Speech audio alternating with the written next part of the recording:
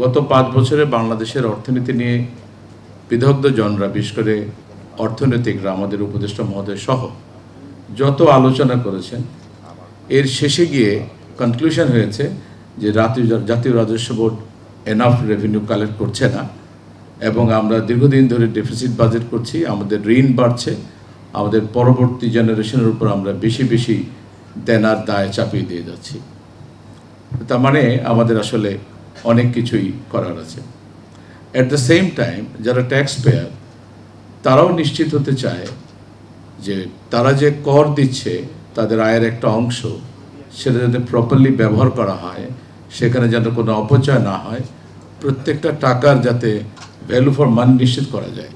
এবং অনেক বিদগ্ধজনেরাই বলেন যে আমরা সেই কাজটা প্রপার প্রায়োরিটি দিয়ে করতে পারি না এবং সেখানে অনেক অপচয় হয়, অনেক অপব্যবহার হয়।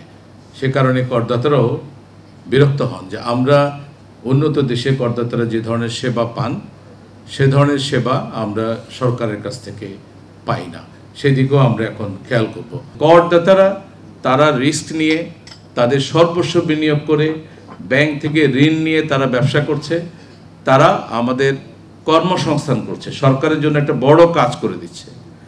আমাদের সরকারি কর্মচারী সংখ্যা মাত্র 15 লাখ, অথচ আমার 4 থেকে 5 কোটি লোক কর্মে সংশ্লিষ্ট আছে। এই মানুষদেরকে কাজ দিল কারা?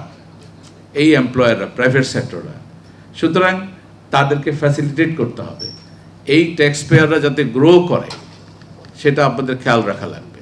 আমার অভিজ্ঞতায় বলছে যে আমাদের আইনে ব্যাপক সংস্কার প্রয়োজন হবে এবং এই সংস্কারগুলো 2 ধরনের। একটা হচ্ছে আমাদের হিউজ ট্যাক্স এক্সপেন্ডিচার হয়ে গেছে, এটাকে রক্ষা করা। আরেকটা হচ্ছে এই ট্যাক্স এক্সপেন্ডিচারকে কভার করার জন্য আমরা ট্যাক্স পেয়ারদের উপরে অতিরিক্ত দায় চাপিয়ে দিই, সেটাকে ঠিক করা। যদি সেকেন্ডটা ঠিক করতে যাই আমাদের প্রচুর রেভিনিউ লস হবে। আর এটা করার আগে যদি আমরা ট্যাক্স কাট যেটা করেছি, আমরা যে প্রচুর রেভিনিউ ছাড় দিয়েছি, সেখান থেকে এটা বড় একটা স্টাডি হয়েছে, প্রায় 3.5 লক্ষ কোটি টাকা বছরে ট্যাক্স এক্সপেন্ডিচার হয়। এর একটা বড় অংশ যদি স্যার আমরা কুইক ফিক্স করতে পারি তাহলে স্যার আমাদের সেকেন্ড কাজটা করা সহজ হবে। কারণ আপনার রেভিনিউ যদি না আসে তাহলে কিন্তু আমরা আইন সংস্কার করে ওই সেকেন্ড পার্টটা স্যার করতে পারবো না।